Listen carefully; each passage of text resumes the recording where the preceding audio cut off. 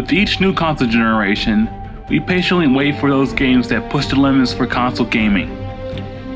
Game developers that utilize the new technology to its fullest to bring us breathtaking visuals, new concepts, and exciting gameplay. Naughty Dog is no stranger to that, with Crash Bandicoot, Jak and Daxter: The Precursor Legacy, and Uncharted 1, which were all technical marvels to show off what each respective console can do. And Uncharted 4: Thief's End will be continuing that tradition. This is Kris from Studio 41. Join me as we delve into the world of Nathan Drake one last time in one of PS4's most impressive games to date. But first, let's take a look at that story. The story begins like Uncharted 2, in reverse chronological order, with Nathan Drake and his older brother, Sam, driving towards an island in a storm, while fighting off armed thugs and boats. The ship gets rammed into. Then we flash back to when Nathan was a kid living in the St. Francis orphanage, as he was visited by a younger Sam. After he helped Nate sneak out, he tells Nate that he's leaving for a job, and to cheer him up, Sam tells him that he knows where their mother's belongings are. Years later, before the events of Uncharted Drake's Fortune, the two are on the trail of an infamous pirate, Henry Avery, while teaming up with a wealthy treasure hunter, Rafe Adler.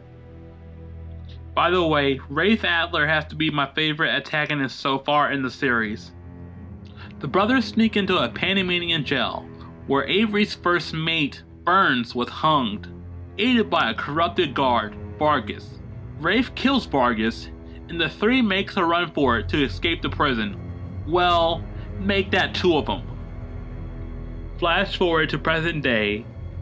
Nathan is enjoying a normal life with his wife and his job as a scavenger after giving up his life as a treasure hunter in Uncharted 3. If you didn't know, they got married after Uncharted 2. Anyway, Nathan gets pulled back into that life because of his brother, who he thought was dead, had a debt with Hector Alcazar for breaking him out of prison in exchange for Henry Avery's treasure. And I'm going to leave it at that. Nathan and the gang, excluding Charlie and Chloe, don't worry, she'll get her own adventure soon enough. Anyway, they are looking for Avery's treasure in a globe-trotting adventure with Nadine and Rafe on their tail. Overall, I love the story. It does a very good job of ending the series, since this is supposed to be the last Uncharted game, starring Nathan Drake anyways, and at the same time, being a great cinematic standalone story. The best way to describe the ending is, it's like when you have a favorite show and you've been watching it for years and this is the series finale. You're satisfied with the ending, but a little empty inside. That feeling parallels quite a lot with the way Sam felt when he found the treasure. He felt satisfied but empty inside. I found that pretty cool, so if there was never going to be another Uncharted game ever, I'll say I'd be quite satisfied because this game and story was amazing.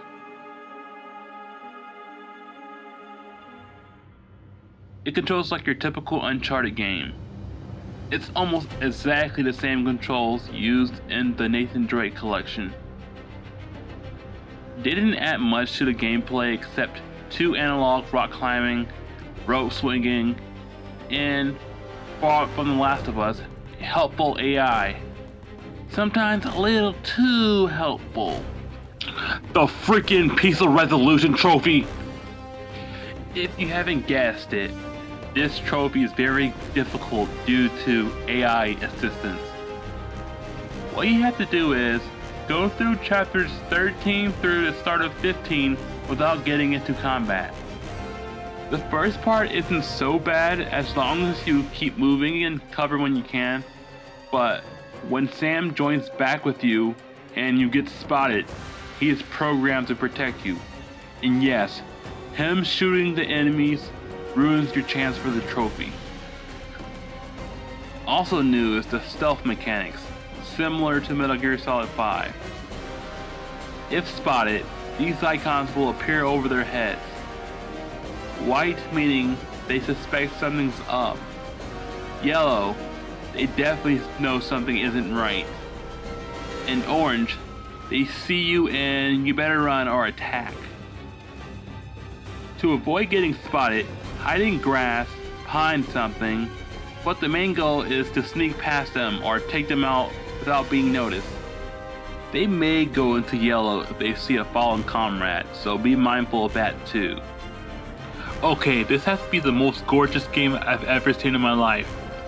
Better than most PC games. The visuals have no competition as of right now, according to me. And yeah, I do not want to hear any essays on how my PC can run at 8K 360 frames per second and on a freaking potato chip graphics card. Yeah, I don't want to hear that at all. It does not matter about the hardware. Well, I mean, yes it does, but all that matters is the craft. All that matters is how you use that hardware to its fullest. And Naughty Dog does that very well. This game runs at 4K 1080p at 30 frames per second during the story mode and 900p 60 frames per second for the multiplayer. The sound is very crisp and clear.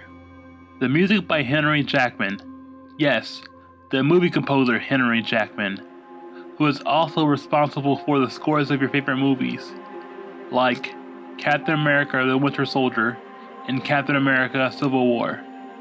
He provides the music to this game, replacing Greg Edmonson. This has to be the best soundtrack yet. It sounds very cinematic in scale, and it does sound like you'd hear this in a Marvel movie or something. Overall, this game is amazing. I haven't played a game this good in a very long time. I mean, there was a point in my life where I lost faith in video games. It's like every game's the same. It's your old typical first-person shooter or a RPG that plays like every other RPG. But this game is the first time in a long time to leave me a grin on my face while playing the game. I can't describe how good this game is. It's definitely my favorite game of this generation by far. Who knows?